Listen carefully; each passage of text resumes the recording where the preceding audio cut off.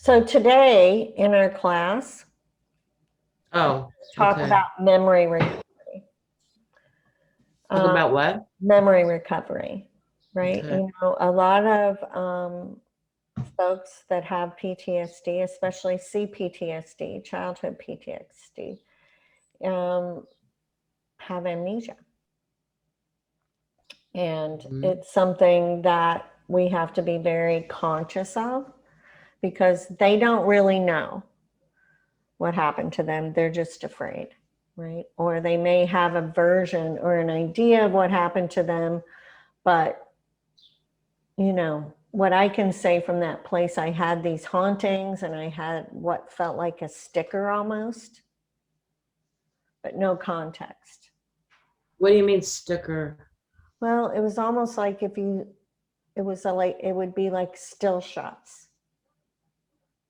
You mean when you looked back at the moments? No, that's just all the memories I had. Like would just Like be the these still like frame still shots versus like a movie, right? And between that, there was just nothing, like just nothing. So, that's something we have to keep in mind. Here, let me like yeah. this, that as we move forward and really know that we can find whatever is haunting them. Now, do we need to know every little detail? No, we need to know what's haunting them. Does that make sense? How come it has my name on it? Who's Where Paula? Paula is her. It's not your name, it's her name. Oh, okay. So I'd like for you to pull up the hub because the videos are in there, and then we can like kind of watch them together. And How do I pull up the hub exactly? I'm not clear yet. you, Was there you were given login information, like you haven't been in there yet. Like that's I where all have, but I just can't remember. Because that, I guess because there's so many different things that we're doing together, and I just need to get real clear. Like, okay, let me go to my emails, and you have where is it generated from? The practitioners? yeah. Okay, hold on. Under the practitioners training, uh, it says, okay, here's the handbook. You want the login info. Here, I'll I don't send know. it again, and then you just like make sure you save it because you're missing a I lot. will. I'll put it in my notes. I'll put it in my notes. I'll put it in my notes. I'm really sorry how blocked I am on so many things. No worries. But your patience is. I mean, I'm really glad to be part of the training. I just feel like I need to catch up all the time. Well, I think it's just sitting down and actually spending some time in here, right? I know you. I believe me. I want to. I mean, I feel kind of fragmented in my priorities, and I need to put aside some time. Today's a good day. I might as well. I'll go see my mom So you and have like that is in your inbox right now. okay, hold on. Forgot password. All right. Oh, there's a okay. Let me just copy and paste this really quick to my. By the way, I really like Antanas. He's a really sweet guy. Yeah, for sure. Um, paste. All right. Well, let me paste. I'll do it in a minute. Copy.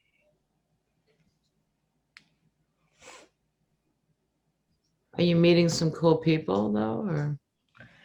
Yeah. You are? Yeah, totally. I am. Oh, it looks like I got in. Yeah, here we are. Training. So which one should I go to 4, like the most for recent. And for session 1, 2, 3, 4, 5? It says QT training 4 and there's a drop down menu. yeah, so Which like just check. I can't be clear as to what week, but like just the last one that has anything in it. Okay, just so you know, like QT training 4, and then there's a drop down menu. It says Yes, session so 1, week, like we're at week 4, session 1. 5, or 6, like just look. You just have to like look. Like I don't have that on the top of my head right now. No, that's okay. I'm just trying to, this one says childhood sexual trauma. So go on down, like it's the most recent, like It says Brooke, the day she said no. just keep going, like in the weeks, like keep going to the last one that has something in it. That is the most. Memory recovery is There you go. possible. There you That's go. it? Okay, okay, cool. Perfect. And there's one So woman to and be you've clear, got, every week you're going to go to the next week. Like, so okay, week 6 is going to have the videos for the upcoming week, right? okay, Where you can go in and view those at any time, okay. right? Sorry, Cherie, I'm No, very no, no, sorry. it's okay. Like, it's just like No, it's getting not in there and okay. It's playing not like it's okay. important as far as like us, like, um, anyhow. So Anyway, thanks for your patience. no worries. So the black holes, like this is what Paula calls the black holes, is this amnesia space where, you know, there's terror, because that's what happens when a child goes in and creates these loops. They're never around like peachy keen moments, right? They're around something terrifying and fearful. So when they create these loops, like the intent is to be able to move out of that memory and get up the next one, right? So as we get older and the pieces start coming in, it becomes very clear that we don't have all the information, right?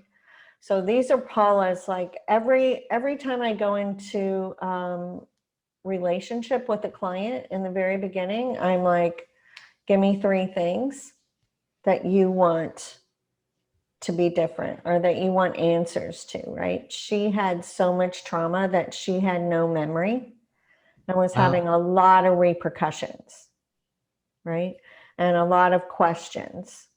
And her number one is, who is my dad? Like, who is my dad? Did Rhonda commit suicide or was it by accident? Because she overdosed, right? So she wanted Rhonda is her little her, sister. okay. And could I have saved her? Like, did I miss something? Should I have known?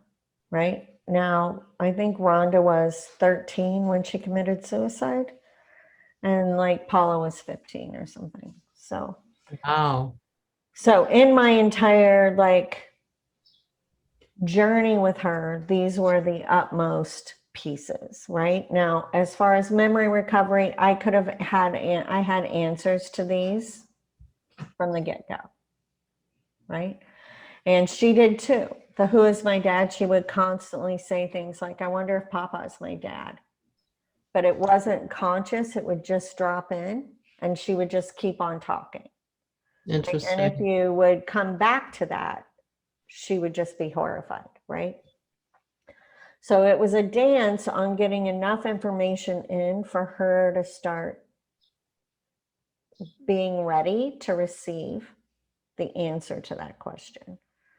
Right? So in those spaces, when you're dancing with somebody, you can't just walk in like a balloon and say, well, like, it's just like when she's ready, knowing that she subconsciously had the answer to that, like I had to just dance with her until it was ready to move in and find its place.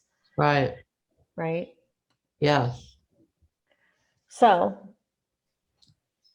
as I'm tracking, right? I think it's really important to understand that sometimes they're going to be talking and your purpose is to be tracking, right? It's not about the story. It's about like, like this, where's the spaces in the story? Where does it feel like there's missing information? Where is the story contradictory, where there's discrepancies, right? What words are they saying over and over again, right? Now, I'm also tracking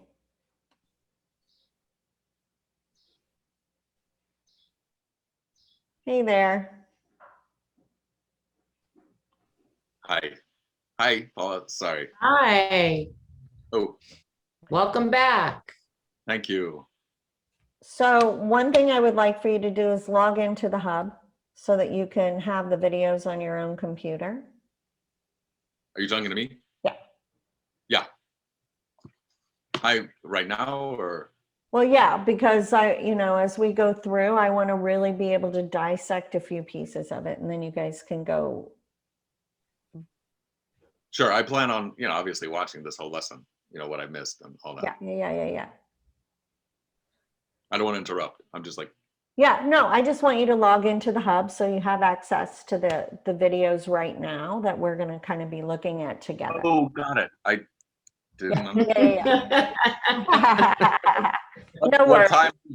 Let's have some fun, guys. Woo! I'm already logged in. Yeah, we were kind of waiting for you, so we haven't been deep in for Aw. very long. Thank you. Yeah, we got caught up a little on some other stuff. So. All right. Girl talk or boy talk. Yeah, exactly. Girl talk. Fairy talk. All right. Yeah. I'm here. So today we're really looking at the ability to recover memory. So, amnesia, those loops are missing information for that child, right? So it sounds like a great idea. Let's capsulize that off, but that doesn't negate that that program is still running and they have fear, right? Right. Now, Mhm. C-PTSD, they don't even know, right? It's different than like say you have a terrible car accident and you wake up and suddenly you don't know everyone, right? Right. Or That's things, how we all know amnesia. right? Or, and people have different versions of that, like to where suddenly they like know different things than they knew before, or, because they're hopping through reality. Now, what happens with a kid is that they don't know that they're forgetting. They just know that they have this horror or this fear that's driving them, right? And the black holes are an energy suck. Now, what's cool about Paula is like, here's this woman that like, toothless, poor as dirt, and is psychically brilliant. And the Wow. amount of stuff she knows and understands, right, is brilliant, right? So she calls them the black holes, right? So when I'm recovering information with people, like I'm just kind of like starting to talk about like what I'm tracking, right? Where's my awareness going while I'm allowing them to just talk, right? Because that's what I do. Like in these spaces, I'm just allowing them to talk and see what surfaces. Now, what's interesting with Paula is that I always find like 3 questions, like what is our focus for our time and attention and for the universe to surface? And Paula's top 3 questions were always, who is my dad? Did Rhonda, that's her youngest sister, commit suicide? And we talked about that a little bit, and the videos are up where she kind of talked about that a little bit. And if I'd have been more aware, could I have saved her life? Now that Rhonda was 13, Paula was 15, right? Now those are her objectives for like, I will know therapy worked if. Those are her. Right. Her big pieces, right? And Now, what's interesting, Antonis, is that like subconsciously, as she would speak, it would come out, you know, I wonder if Papa's my dad. And then she would just start talking, like it would just like as if she had dementia, like this piece of truth would come out. Wow, that's wouldn't, very interesting. yeah, and it wouldn't fit with anything, right? So the delicacy of this is that like I couldn't bring awareness to that yet. So that's the dance, right? Like if she's saying it and her subconscious is clamping it at that point, you know, we're just opening pathways for her to be able to receive the information that she really already knows, right? So where's my awareness going as she's talking, right? I'm going to the gaps in the story where I feel like, because what happens is as an adult, we try to scotch tape things together, right? This piece of information, let's bridge that as far as we can to make it like, and push that corner of the puzzle in to fit over here so that there's some sort of solidity in their memory. I understand that. Like, I literally was like the 51st states lady. Like I woke up to a whole new day every day. Energetically was very different though. What do you mean you were the 51st state lady? Yeah, what does that You mean? know that movie with Drew Barrymore where she had no memory and she just woke up and it was just like No, but I'll watch a it. new day. Like, and I was very similar to that. Like, I didn't really have, I mean, now energetically it was different because I had an underlying fear always and survival and, you know, but that was I like had your no memory coping. That was, to attach it to. I had no So that memory to attach it to. You see what I'm saying? so that was your coping mechanism, like to just sort of like an avoidance thing to get through No, your day. that's what I'm saying. This is the effect of the loops. Okay. There's no avoidance. A child doesn't even know how to do that, right? It's the effect of the loops. If you're making loop after loop, there's, you know, information trapped there that is separate from your conscious awareness. That's why they do it. So they can get up and have breakfast after being raped by their dad and sit and have breakfast with them the next morning, right? And Right. still have this daytime relationship, which is something this woman has fought, right? She loves her papa. She loves him, the daytime papa, right? Wow. And it's a crazy ride to ride. So we have to think deep. Like any of these words up here, like will not apply to sexual trauma. Like you have to really look deep, right? Which words? Oh, you mean conscious words? Yeah. Right. Well, and like, you know, the traditional, like, you know, compartmentalizing, avoiding, right? No, like it is truly the consequences of the actions that actually save them. Right. Like there's no way a kid who's gotten raped by their father is going to be able to get up in that state of awareness and be normal. It's absolutely impossible.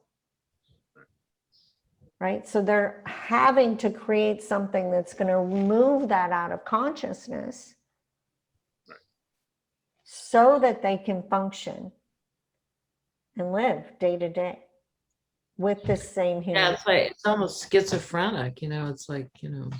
No, it's truly amnesia. It's truly amnesia. Right? So now what I'm tracking with watching her is that as she speaks, first off, I'm looking for discrepancy. And we have to understand there's always friction if there's discrepancy. So I'm feeling the heat growing in her solar plex with the discrepancy, right? I can feel this pressure growing in her chest when the attention's turned away to little Paula, right? So that's what you have to understand. As long as she was in her grown-up story, her body was comfortable. Anytime I would pull her into little Paula's story, her body would start feeling very uncomfortable, right? These are the things I'm noticing, right? Her heartbeat starts getting harder and faster. Her stomach is visibly rumbly or audibly, right? Rumbling, right? Mm-hmm. So what I'm working there, we already spoke to that. She already knows what we're working for her to see and find memory around, like she already knows. So the body responses of the rumbling and the heat, it sounds like those are the two, there's two experiences, states, and it's in the trying to get them to be coherent, and the body's like, oh fuck, how do I, like it's friction. Absolutely, exactly. And how do we get coherent? Right. And that's a big part of this process, is bringing those two stories into one story. Is that the big challenge a lot with a lot of the amnesia? It's the challenge period. It's almost more of a challenge if they do have a solid story, to make them see that, you know, for them to be able to see the situation objectively, right? If they don't have a story, right, a solid story, and they go in to find a moment, like it's like brand new. It's like they're in shock, like they not shock, Right. but they're just like what, where? It's a lot harder to break down a story and allow the two to come. Like it's sometimes more difficult, right? You really have to pay attention in those spaces. I'm just overwhelmed with such emotion, like joy at hearing this explanation, because it feels like it's like secret knowledge of, like, you know, I've been tracking this shit like in myself, just like I'm just so touched, you know. It's like to have someone to be able to share this with, like a shared reality of how the shit works, feels so. Yeah. Thank you. Yeah, it's truly like, you know, we're bringing harmony in every aspect of being, right? And so I let her talk for a while, because I'm really trying to see what she actually knows, right? So you can hear me kind of picking at her story in different places to see what I can open up. Right. Okay? Because when we're thinking through that as an adult, we're thinking in a very linear way, right? Mm-hmm. And we've got enough pieces that we feel comfortable, kind of, right? Yeah. So I'm also gauging clarity in her information. Like you can tell when she's really clear, and you can tell when like a lot of words are coming around something, trying to make it fit, right?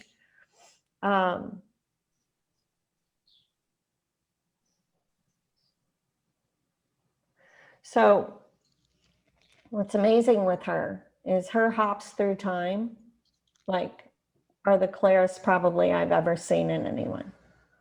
In what way? Like she's there. She's just there. Like there's no thoughts about not being there. There's not like, is this my imagination? It's not like, oh, am I in memory? Like, no. Can I just, before you go on, like, because the only other with you in therapy, did I hop? Was it hard to get me to hop, for example? Well, yeah, because you were very entrenched in your adult stories. Mm-hmm. I was. Okay. Right? Where like she's not, she doesn't have any stories. She doesn't. Not very many. Like she has How come I have so many and she doesn't? She had a lot of really big trauma. So she just Like didn't. it wasn't blocked it out. it wasn't like energetic. It was big trauma, right? It was stuff that you don't wake up the next day knowing and live in the same house with these people. Right. It's stuff that people should be in jail over, Yeah. right? Which is different. It's Yeah. just a very different space, right? Yeah. So what I can see is that as I'm tracking her, right, like I can very easily tap into her pictures, right? She's clear. She's like completely clear, right? Now, she starts like her body's starting to heat up, right? And she starts sweating. You're going to be able to see that very clearly, right? Yeah. So I'm also tracking how her feelings and what I am reading and seeing discrepancy, right? I'm also tracking like her story in comparison to what I'm seeing through her eyes. Because what you have to understand is that somebody that is in survival mode is like looking through a pinhole, right? Like that child's looking through a pinhole. Like, how can I get out of this fucker's hands, right? How can I get his hand off of me, right? And that's the only thing they're thinking. They're not like looking at the whole situation. So Right. what's beautiful when we go in to these really hard situations as an adult, if we can keep them out of the emotion of the situation, like they're going to recover memory. Now that is our dance for them to not become the child. Right. She's amazing at it, right? But to not become the child and be in charge of that moment, be the fairy godmother, be the one that's coming in to rescue, right? And so that's the challenge. Now, this first video, I'd like us to watch it together and talk about it, right? And I'm going to stop share so that you can, you know, put your headphone and we'll kind of, I guess that's how the best way to do it because you guys didn't watch it, I don't think. And Yeah, when did you put it up? I know, I did it last minute. I put it up yesterday. Okay. But, so what do you think? You guys all have the videos right now. And so what I suggest is us, I'm going to stop sharing. And you watch the video and I'll kind of stop and, or like, if you have a question, stop like, right. And then we'll discuss it. Wait, so you're not gonna play the one that's on the screen here right now? We're gonna play it. There was a problem with you hearing it when I did that. So that's why I have you actually having the video. Oh, do you want to try it? Maybe it'll work now. You never know. What had you riled up? There you go. I can hear it. Okay.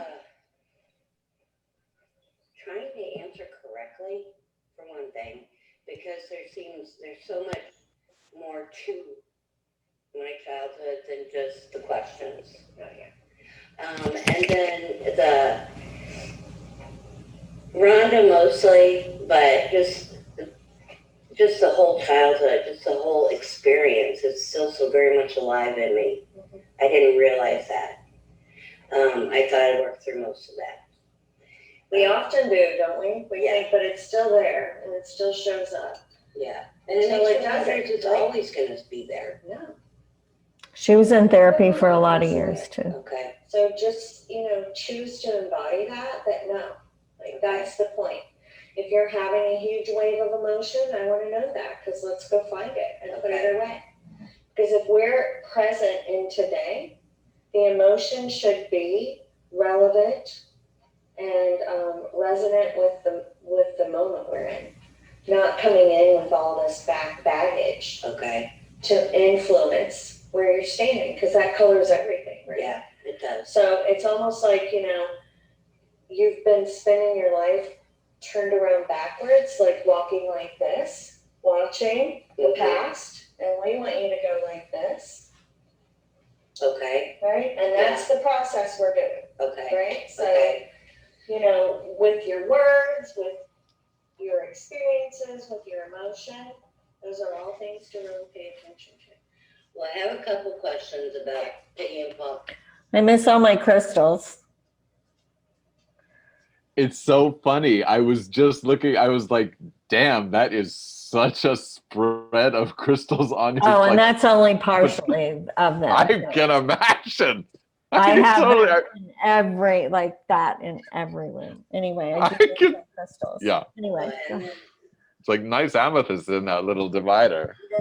and me during that time that there's absolutely nothing after she died and put right before the stress unit. Okay, And talk to me about that. What do you mean that you don't? There is absolutely no memory of anything. From what moment? From the moment that the bus was leaving the cemetery and that ignorant kid flipped me off and ran through the window, and I was standing in the cemetery watching the bus, And what was the bus? a school bus, because they had brought 2 or 3 school bus worth of kids to come to the funeral. Yeah. Okay. And then sitting in the entrance of Big St. John's, getting ready to be admitted into the stress unit. Okay. And then that experience is sketchy. You know, there's not a ton, like I don't remember the whole thing, but there's So what she's speaking to is that from the moment of the funeral, I think it was like a span of 3 or 4 weeks, and they put her into a stress unit. Like she doesn't remember anything at all from that period of time. And then it starts becoming very vague, even being in the stress units, right? So she's completely dissociated, completely. This is as an adult or as a child? She's 15 at this point. Okay. Her sister was 13 and committed suicide. You remember in the previous video where she talked about like that deal of like, you know, banging and breaking all the ashtrays and the guy almost dying, and then her And sister. they left him out on the lawn? Yeah. Something? And the Or like just let him sister die? ended up committing suicide like a week later or something after that. So this is the sister's funeral. Yes. So the sister's funeral to the point where they admitted Paula into a stress unit. Like she has no memory at all. Like she doesn't remember anything. I have a question. When you say a stress unit, you mean like her like she was like having a meltdown and her family put her in there, or what? Yes. Okay. Yeah. Which is different from a psych unit? I don't know. That's just what she called it. I didn't think it mattered really. Got it. Right. Yeah, I just sure. know that they removed her from the home, and you know, she went. absolutely just pitch black during those. It would have been November, December, January. It would have been 4 months. 4 months. Do you remember being told what happened? No, Okay. not me being told what happened. What do you mean? With Rhonda. Yes, I remember. Well, I didn't have to be told, Papa. I ran out of the house because there's these people there that aren't normally at my house, and there's this broken glass laying there, and Rhonda's not there, and how abruptly I had to go home and stop my day, and nobody will tell me anything. So talk to me about that, how abruptly you stopped your day. Well, Michelle and I had spent the night at her house. Who's Michelle? She was one of my best friends at that time. And her mom had taken us to Union, and we were just walking around Union. And then her mom comes and finds us, and she's very rushed and What's very. Union? It was at the town that we went to Okay. school in. We actually lived in Beaufort, which was about 15 miles maybe west down Highway 50. We went to school in Union, and that's. Now I'm just picking at her story right now. Right? Now, when you're picking at the story to find information that she's just forgotten, right? Be careful to keep moving up, or down, right? Don't go sideways, right? You can get them off in a cove that, like, you know, like I have a friend that asks sideways questions where you like feel like you're drawn off of your point over. We want to just kind of be picking at like what she's bringing to surface. Does that make sense? Yeah. I mean, so you mean like not derail her? Yes. Mhm. Right. I'm working really hard with another practitioner that like asks these questions over here, and then you can't remember the point, right? Yeah. So be aware of that, right? That This is a very delicate part of the therapy. it definitely is. Like I'm tracking, right? And I mean, you know, my whole purpose is to see what she already knows and what we need to find as she talks. Now, do you ever take notes or anything in the beginning when you first started like doing this work? No. Okay. Now, if I've got people all day, like I do have a Word doc on every person, but my notes aren't like another person's notes. Like it's like, you know, broken, right? Or, you know, it's usually one word or a phrase or something Right. that's just keeping me on track and not getting derailed in the story too, right? Because, you know, it's hard to keep the story straight with so many people. So I usually know. just keep a Word doc up right here so that I can just go like this and it's not like, look, I'm not breaking eye contact. Focus. Yeah, so the key is to stay so present and so tuned into this tracking. You And have stay there's out of no yourself. room for distractions at all. You have to stay. And it's It's really, delicate. yeah, you got to stay out of yourself. Where everything was.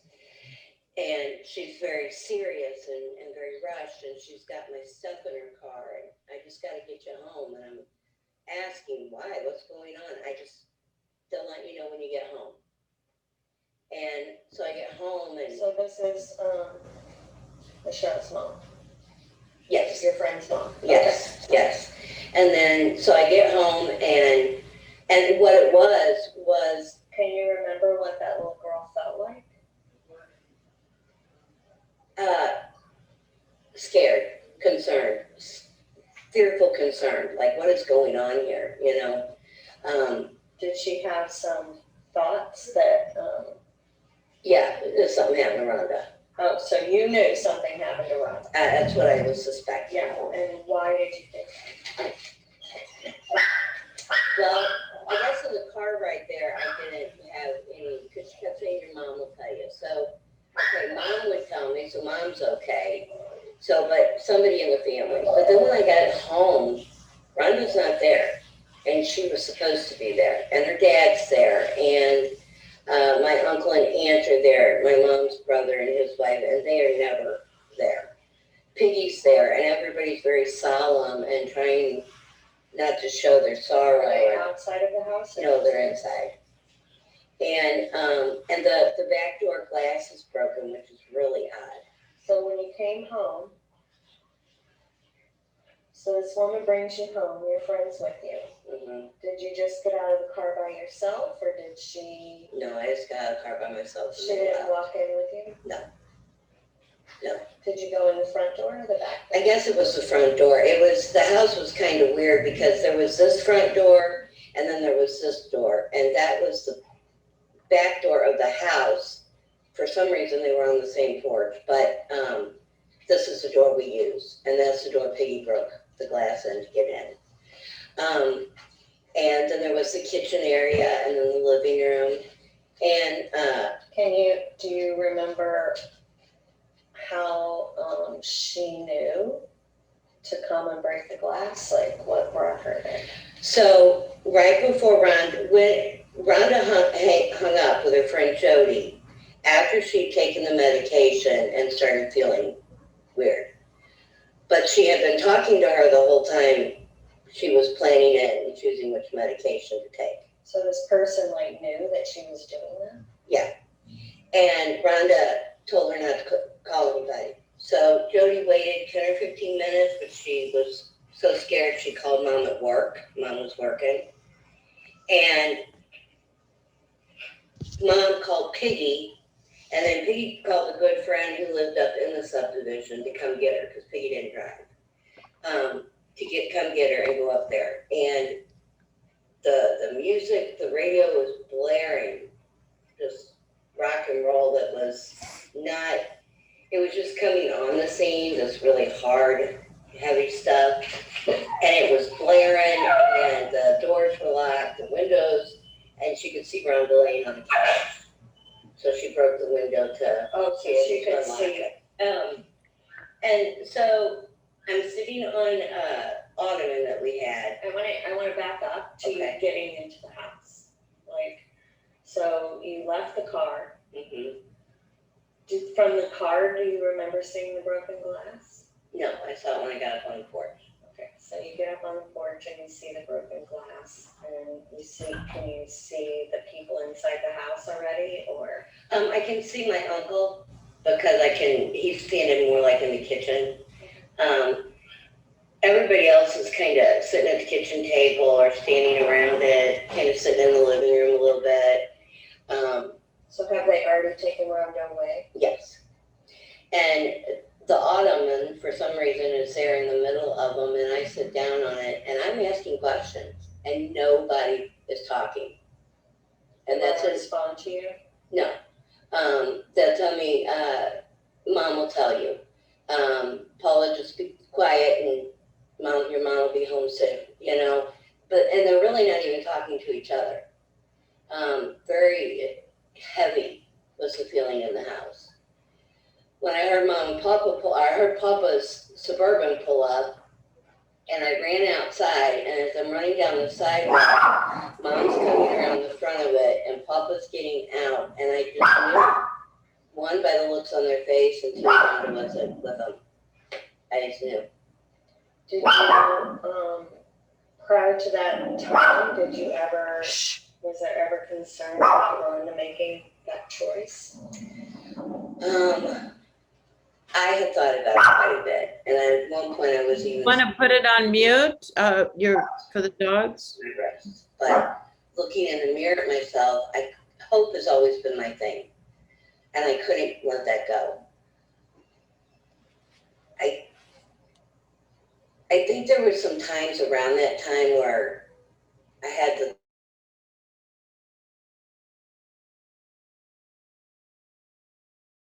Now I can't hear it. Hello? Being really weird. Now I can hear it. Yeah. Week before she died, like my mom does. There's a lot of emptiness in those 2 weeks before she died. From the time that my stepdad smashed all the ashtrays until Rhonda died, there's not it's very hazy. Except for when I went to run away, and then Rhonda helped me back in my bedroom window, and we made the pact. She couldn't leave Mom. I couldn't leave her. If when she turned 17, Mom still wouldn't go, then she'd go with me. How old was she? 13, and I was 14. And so you tried to run away in those 2 weeks after the ashtrays? Yeah. And how far did you get? The school, which was the elementary school, which maybe an eighth of a mile, I think it was. And what was really odd is it was pitch black nighttime, and I was outside walking. But I just couldn't take it anymore, and I couldn't take that. Not only would nobody do anything in my family, they were helping the cycle live. They were keeping the abuse and the meanness and the violence and that going. But What made you turn around? my sister, he was so much meaner to her than he was to me. Wow. I figured it was because her dad was in the picture and mine wasn't. And Larry, her dad, his name was Larry, and he had already beat Bobby one time when we still lived in Manchester. Bobby went and got on her mom's bed to hide from Larry, and Larry pulled him out like this, and he didn't have a shirt on, so there was these spring scratches up his back, and then beat him. His face looked like hamburger. And Because he had been harming Rhonda. I don't know. I don't know if he was harming Rhonda or if it was because he was harming Mom, because Larry was very protective of Mom too. I don't remember that. I just remember that happening. And so the longer time went on, the more Bobby really resented Rhonda. But also, I guess Mom and Rhonda were so close, and maybe that bothered him. I don't know. But I know that he just kept getting meaner and meaner with her. Mm-hmm. And if I left her, I didn't feel like she was safe. So you got as far as the school, and then your belly made you turn around because of Rhonda? What do you mean by my belly? Well, what was happening? Like, did you get very emotional about Rhonda? Did you, was your Yeah, I was just very frightened for her. Mhm. And I loved her very much. I couldn't leave her. So you turned back around and she helped you back in the house so that nobody knows you had left? Yeah. Yeah. And then what? We sit on my bed and we talk about it all, and we make our pact. And then she goes to her bed and I take my clothes off, put my PJs on, and we go to sleep. And so then how much time span was between that and When she died, week and a half. But I don't have any memory of that time.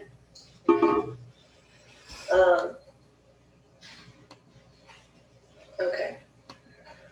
And then your next memory is what? The day she died. And then, but I mean, after this incident, then you have this big blank space until the time where they take you to the stress unit. Yeah. And what's your first memory around that? Of the stress unit. Sitting in the, it was dark out. For some reason, they admitted me at night. And, we had been staying with my aunt and uncle for a couple of days. And the doctor told Mom to go get me a name bracelet with "I love you, Mom" or something like that engraved on the inside and my name on the outside. It seems like my Aunt Michelle got me some kind of stuffed animal. And her and Mom brought me, and we're sitting on the bench or the couch there in the hallway just inside the doors. And it seems like Mom's kneeled down in front of me, but she's putting the bracelet on me. And then it goes right into being in the stress unit. Do you remember being driven there? No. Okay. And then, so you're in the stress unit, and how was that? I picked up some bad habits in there, but basically the nurses were really nice. The kids were cool. I remember either the next day or a couple days, Mom and I were sitting in a room, and he had me draw the perfect house for me. And I drew an A-frame house with lots of windows. And he told me that was specific, and he told me why, but I don't remember. But it had lots of trees. It was kind of in a wooded area. And then there was this one guy there. Oh my gosh, he was such a hottie. And he wound up laying on the floor in the big room, and I was sitting beside him feeding him grapes. What did she say about him? I had a seizure, a grand mal in there, and my roommate. What? What did she say about him? He was so what? A hottie. You liked him. Okay, I just forgot it. It's nice to have that when you're in the stress unit. So she's put her tongue down, and I bit down and bit her finger really bad before the nurses could get in the room. So she started shorting out right then. Like she had a grand mal seizure. Yeah. She did. So this was her first like shorting out. Like she's 16. Yeah. It's like so much like her brain couldn't make these jumps anymore. Right. Well, it almost feels to me like when it's like you've got so much amnesia, it's like your brain can't arc. Like there's no Mhm. bridge to go from here to there, and you start Mhm. shorting out. Mhm. God, like just I remember. getting the context of this, Pardon getting the me? like the rich, just like getting the visual, or not even visual,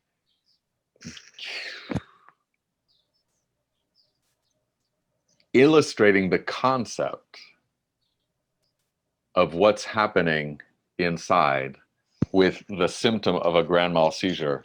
You know, like to me, it just creates the fucking coherence between the beauty of the wholeness that we are capable of. Like the fucking symptom allopathic psychiatric diagnoses. Yeah, she doesn't do that anymore. Seizures. Yeah. I have a lot of people that have seizures. So Well, but having the explanation. You know, I have a question about the seizures. You say you have a lot of people that have the seizures. Do they have similar memory amnesia like this person, Paula? they have well, a lot, yeah. Or they're like, the pathways aren't strong enough. Right. They're still arcing, like they're arcing. So I depending guess, on each person, I'm looking for the reason why they're arcing. right. I guess what I'm pointing to is the fact that there is a reason. Yeah. There is a reason. There is an energetic, biological, spiritual reason. Instead of like, oh, you need to take Prozac or whatever. Instead Yeah. of getting intimate with like the reason and then helping restitch or them integrate or put themselves back together. Yeah. No, it's powerful. Yeah. From my family.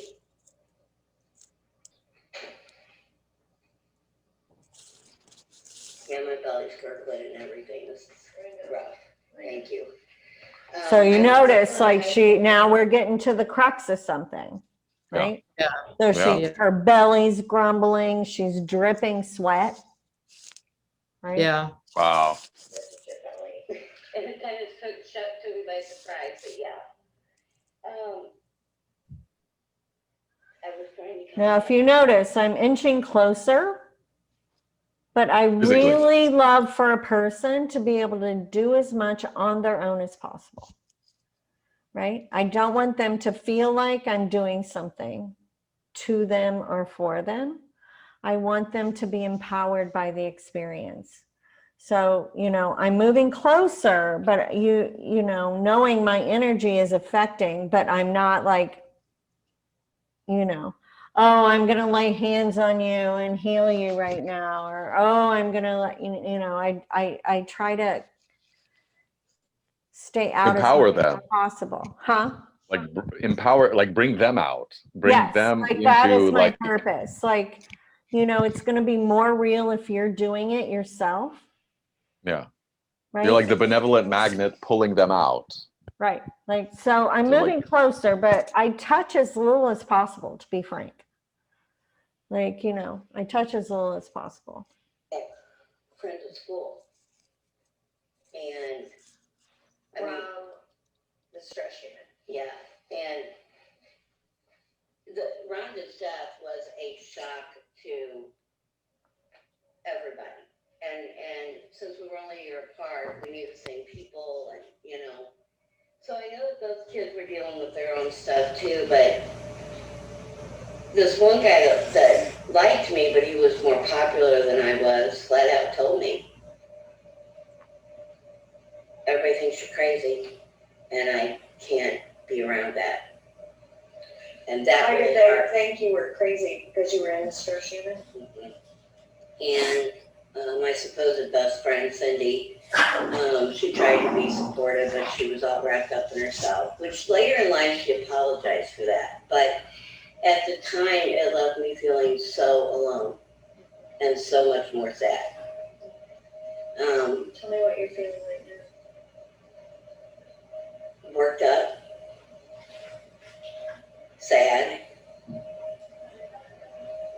exhausted. Is this sad for you or is this sad for Me and Rhonda. I'm very sad for her. She would have had such a great life. So, what is it you would like to know? What happened to that time? Okay. Did I have a nervous breakdown?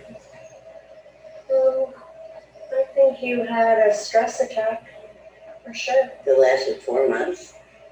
Well, you weren't really getting help, No. and the circumstances were the same, right? So, Bobby was gone, but we were living in the blue house. I really hated Mom. They were making me do this stuff like they wanted to put him in jail. So the judge had me write down the worst 3 or 4 incidents, word for word, like every cuss word, everything. I remember doing that at Piggy's kitchen dining room table. And then that was traumatized, doesn't even. I mean, so you understand, like the courts had her write down as this young child who just lost her sister, every detail of every horrible thing that had happened to them and threw her into this abyss. Like she wasn't getting any help, right? You know, and, so that's another example of the delicacy of where we stand with these people, right? It just sounds so fucking cruel. So cruel. But it's how it is. Right. So they triggered her into this nervous breakdown. Begin to describe it. so when they put you in the stress unit, why? What were the symptoms, or why did they choose to do that? Mom told me right not long before she died that I was she was at the kitchen sink doing dishes, and I was sitting at the kitchen table, and I was talking in a language she never heard before. So, and I was talking to someone. Like really listen, because this was my way in, right?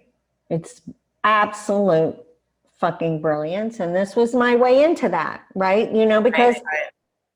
Because it was everywhere felt like eggshells, and Across the table. I feel like we're doing archaeology, like we're in the fucking pyramid, and you're like, just like paying attention with your little paintbrush, dusting shit off, and then like all of a sudden you're like, that's it. Yeah, That's this is it. Like this, I knew this was my way in, right? So I'm really fucking paying attention right now. Like she's sitting at the kitchen table, having a conversation with somebody that her mother cannot see in another language that her mother cannot understand. Paula, who are you talking to? And she said I went like really disgusted with her. Moses, Mom. Now, do you mind? And I went back talking to him in a strange language. So then, I don't know how Mom knew this doctor, Dr. Amanat, but that she called him and he said, we have to admit her. Okay. So I think where I'd like to go back to first is the table. Okay? So if you were really talking to Moses. I wouldn't doubt it. Yeah. So it'd be nice to know what that conversation was about. Yeah. Right? I've always had this feeling since Mom told me that. It was to keep me alive. Mm-hmm. It was to keep going, Paula. It was encouragement and.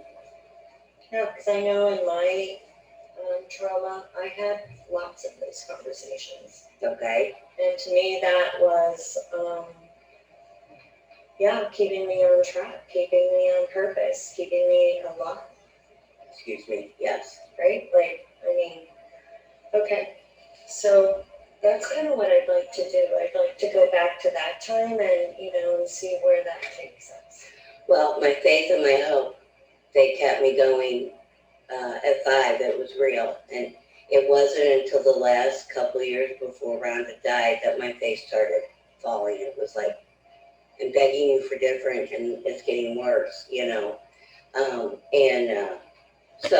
So there's also this huge. It wouldn't surprise me if I was Her face Here. started falling? Is that what she said? My face started falling? Faith. Oh, her faith. Okay, thank you. So, you know, this happens very, very often where, like, you know, the child is blown into this awakened state and they have tons of knowingness, and they're being met by people like Moses and Jesus and Buddha, and all these amazing beings are meeting with them, but life is not changing. Right? So there becomes this divide there of, like, you know, you either have to be spiritual or be human. Like, all the spiritual is not affecting anything in my human life. Right? And Yeah. so doubt starts creeping in. And, you know, so as we're maneuvering these layers, like, that is like big clues to me as far as the spiritual systems. Right? That doubt of, like, I know how fucking amazing and powerful I am, and it never did 2 ounces of good. Right? Mhm. Like, she knows. So as we're sifting through that story, right, and those pieces of memory, I'm kind of gauging where there's wiggle room.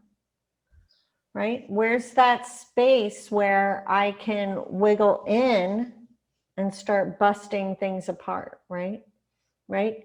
And I was very much drawn to the table and what Moses was actually saying to her.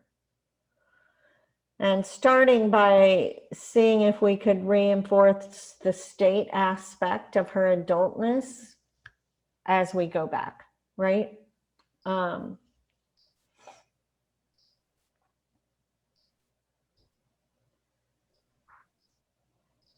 Yeah, I very much felt like this Moses, which, you know, I sometimes wonder if it's just different aspects of ourself, right? And our wisdom, right? But whatever, it doesn't matter. She thought it was Moses. So we're going with Moses, right?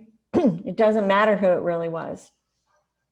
Now, my objectives going in, right, are, did her mother wish it were her instead of Rhonda? Like, she believed in every cell of her being that her mother would have preferred for her to be the one that died.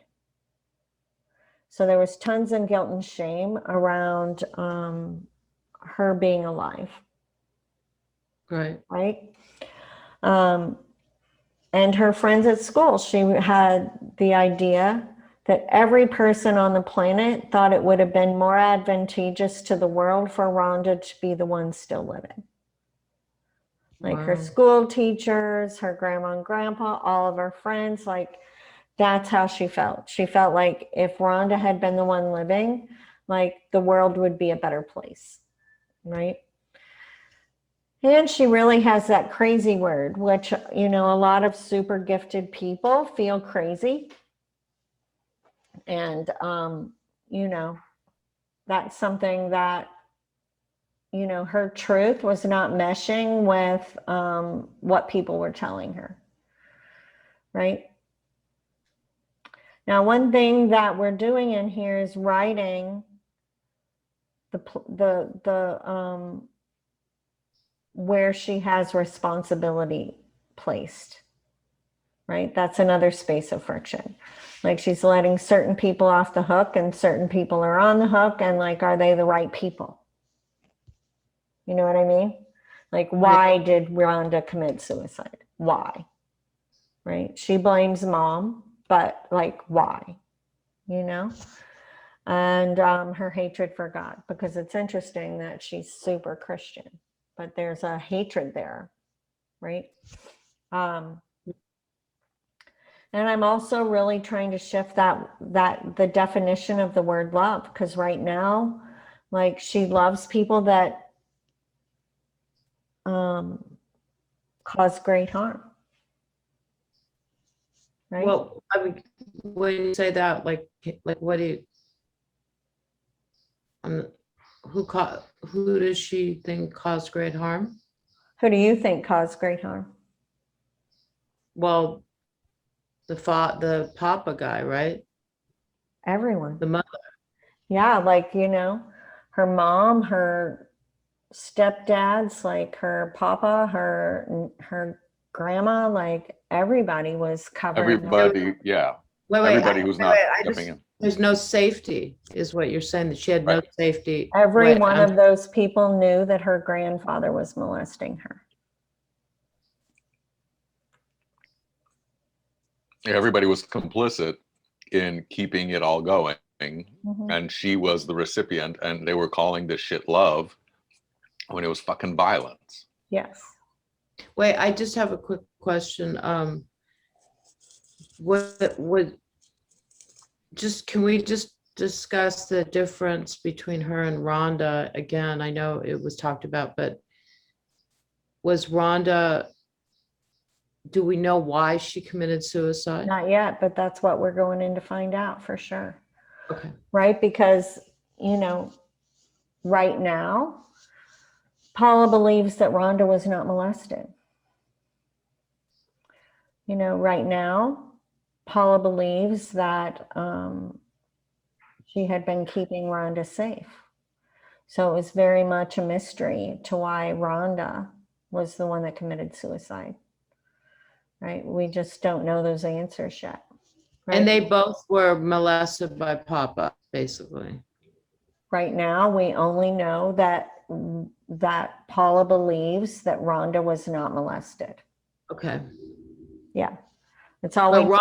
Rhonda was molested, right? I mean, Paula was molested too.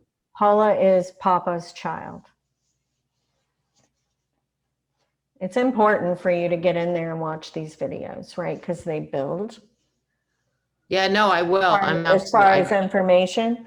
So I'm tuned in now. Papa has,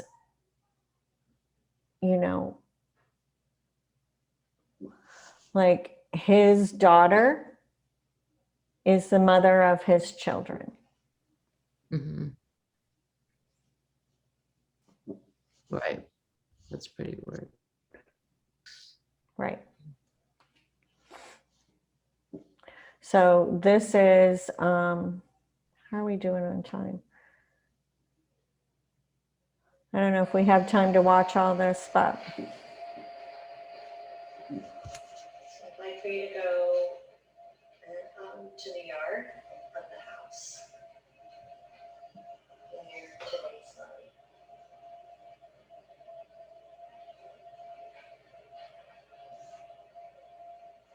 Okay.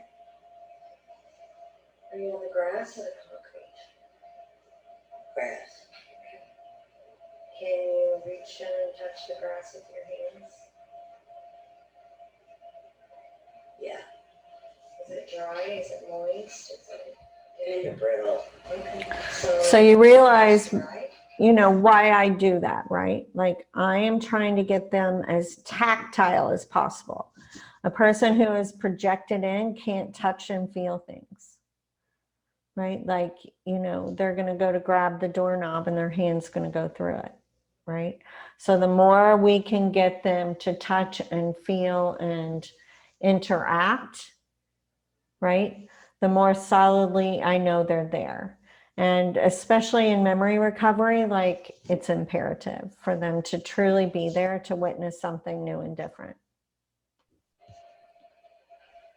And that's just the way that grass was. Okay.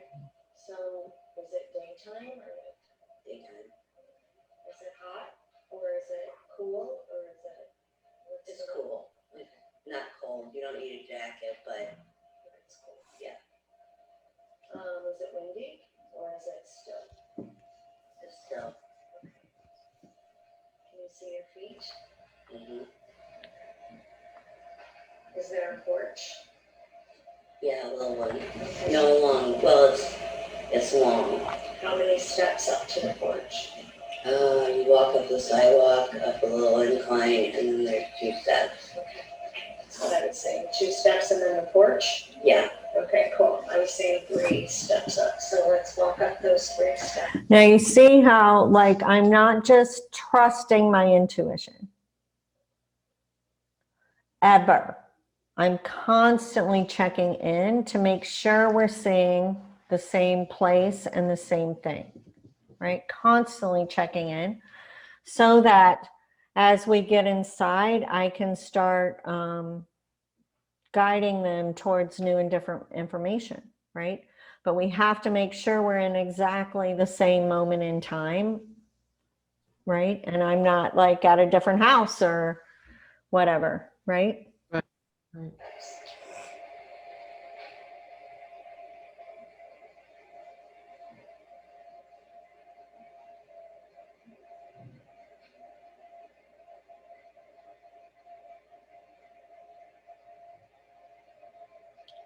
Really hone in on her reactions.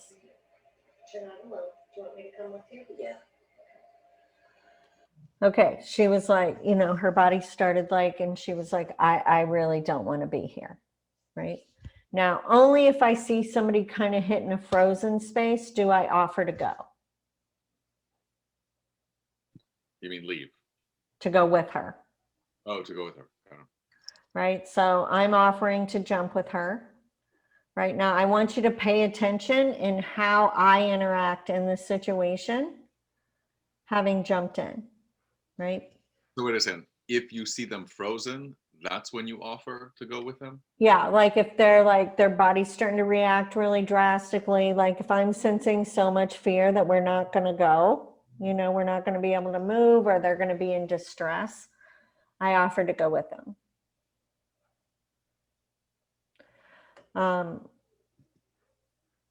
But that's very sparing. And going in, like I fade out as as quickly as I come, right? So I'm only there to create movement.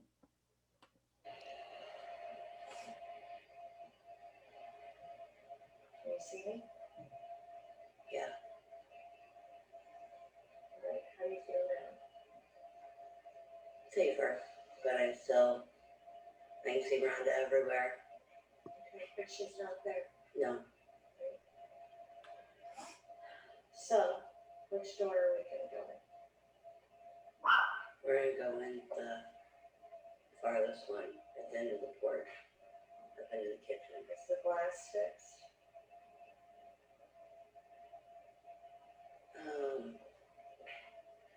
Seems like it's got cardboard.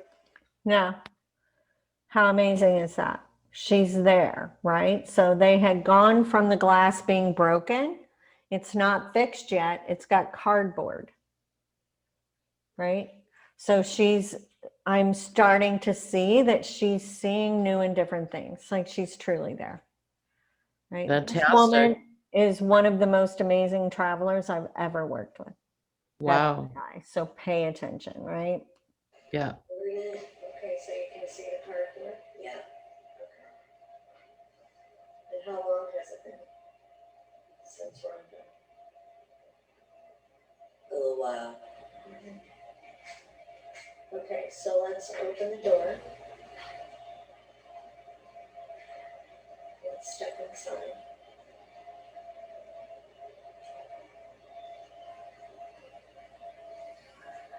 Can you see Mom? Yeah, she's at the sink doing dishes. She's kind of turned around to see who's coming in the door and just got that disgusted look she always had whenever it was me. So her mom actually saw us coming in the door. Like when I say we're in time, we're in time. So her mom turns from doing the dishes to see the grown-up us coming in the door. Well, you just tell her that you're here now. And disgusted or not, we're gonna see what's going on. Where's Paula? Paula's at his kitchen table. By herself? You know, there's a figure sitting across the table from her. I get an hand, but I can't make it out real good. Mm-hmm. And is she talking to them? Yeah, she's kind of leaning forward and got her elbows up on it like this, and she's talking. And can she understand that? Mm-hmm. Can mom hear them speaking? No. No, just me. Okay. And let's go over and sit down by Paula.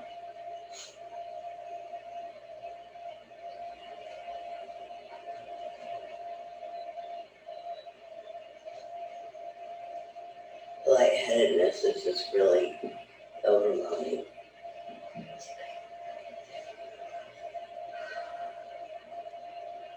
You're not alone. At least it's not today. Right. So we're going to sit down by Paula.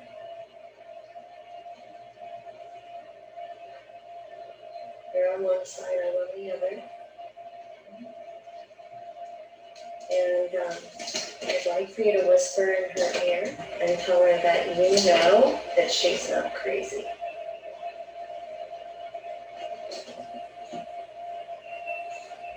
And you're here to prove it.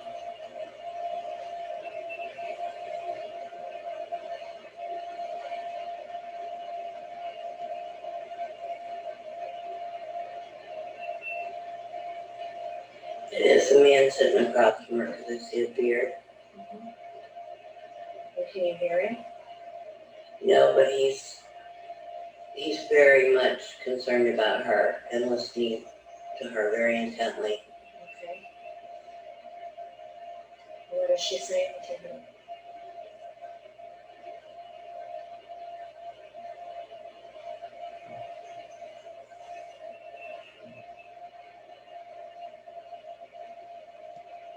She's talking about Rhonda, how lonely she is and how sad she is, and she just wants her back. She'd take Bobby back if it meant Rhonda could come too.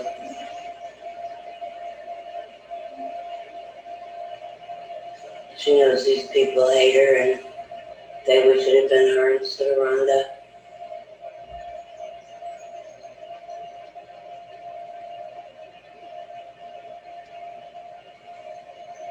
She has no idea how she goes on from here.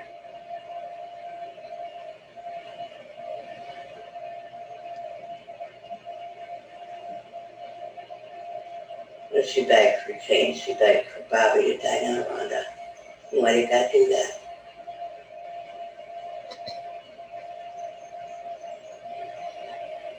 She's very angry at God.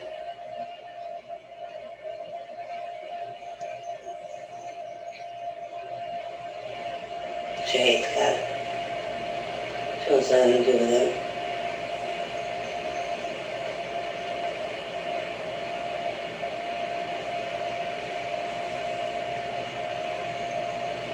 The one thing in life that was worth living for and holding on for is gone.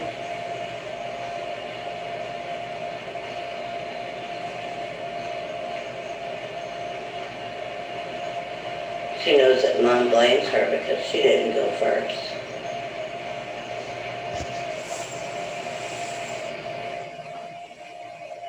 She was just a coward and wouldn't go through with it, and then that way Rhonda didn't have to.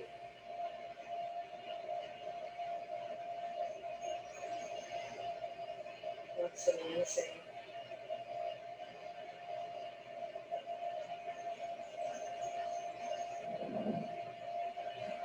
He's just listening right now.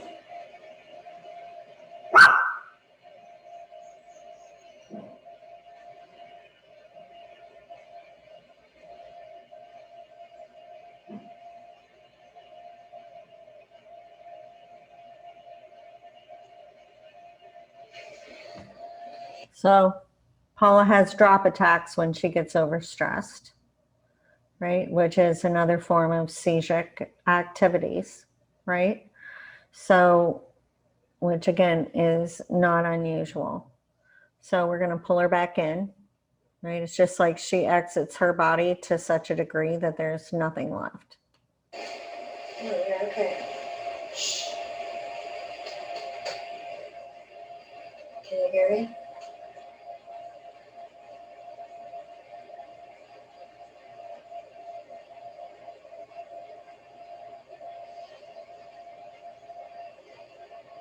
Can you hear me? I can hear you. Okay. So let's come back into your body. All right. So we're going to drop down into the crown of your head, to your corpus callosum. Yeah. Yeah. Draw that energy behind your eyes back. Yeah. Yeah. So we're going to fill up your chest, your arms,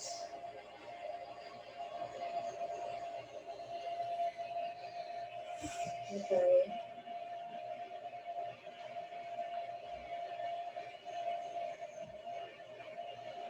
So we need you here to be able to do this, okay? Good job. Welcome home. Thanks. Good job.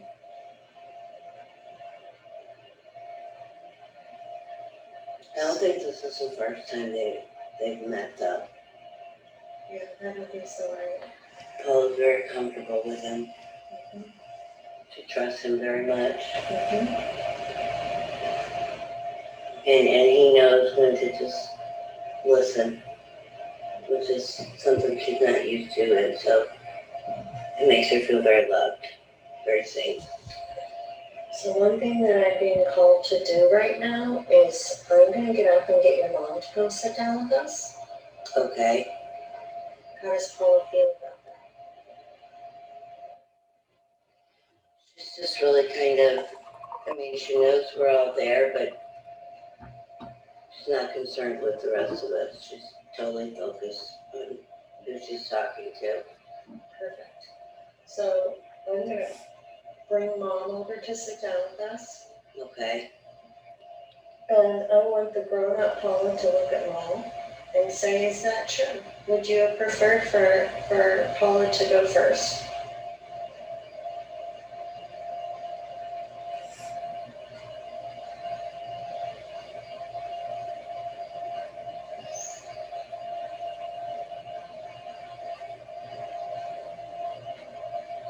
She says no, but I'm not sure I believe her. Let's ask her if she loved her children.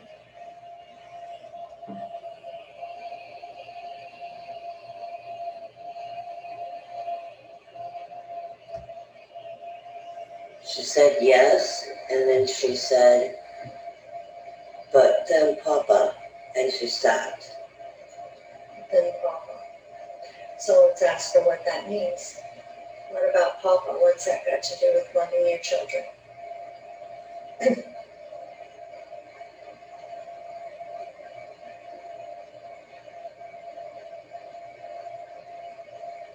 She was shaking her head, but it's like she can't help herself, and she said, you and Papa.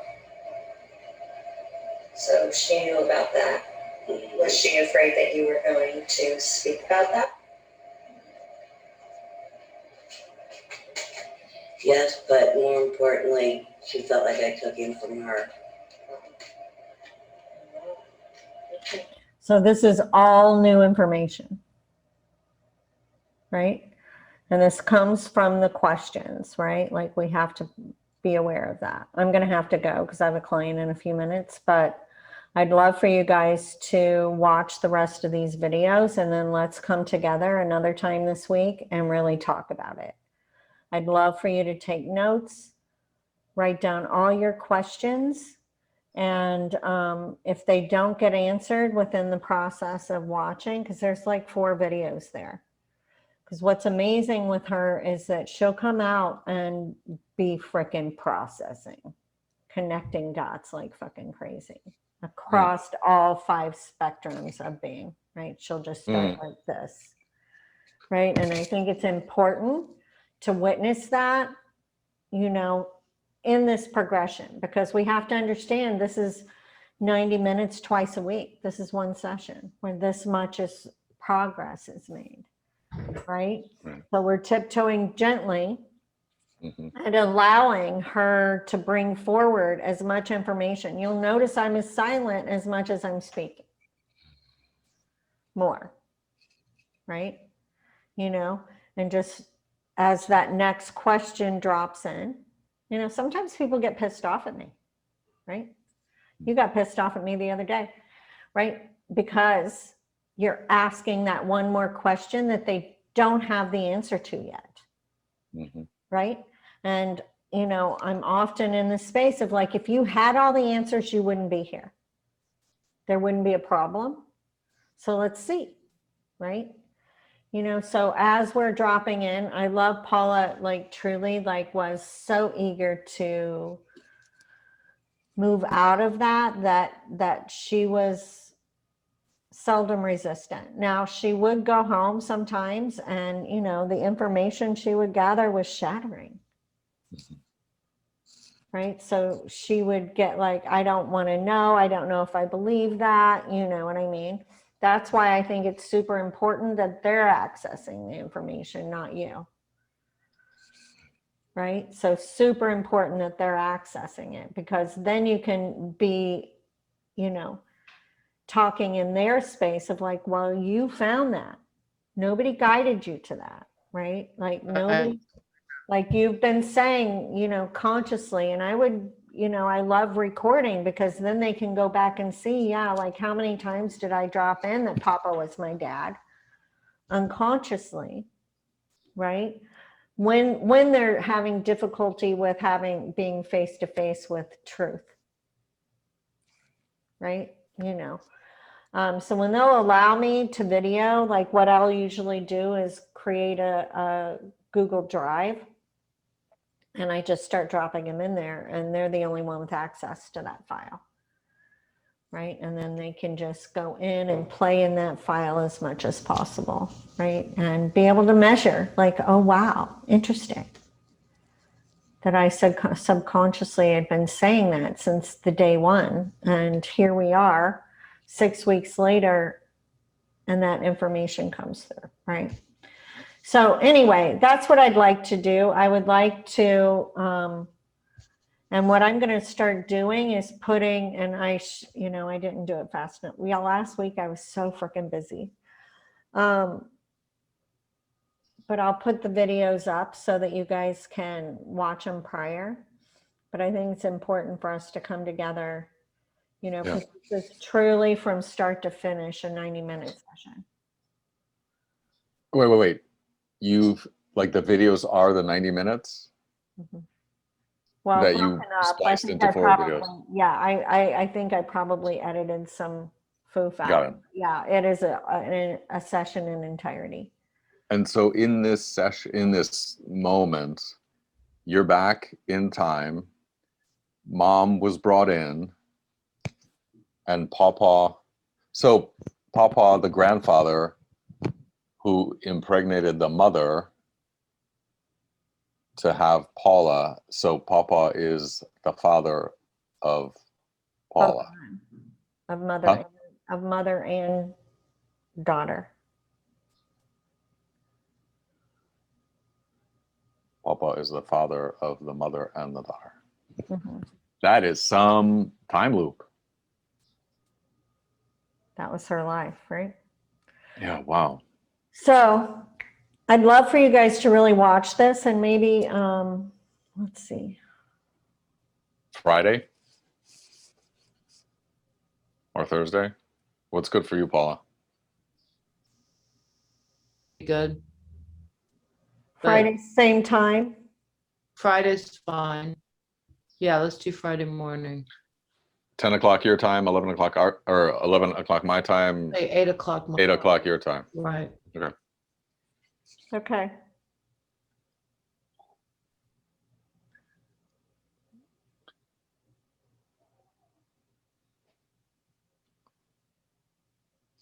And all the videos are up, right?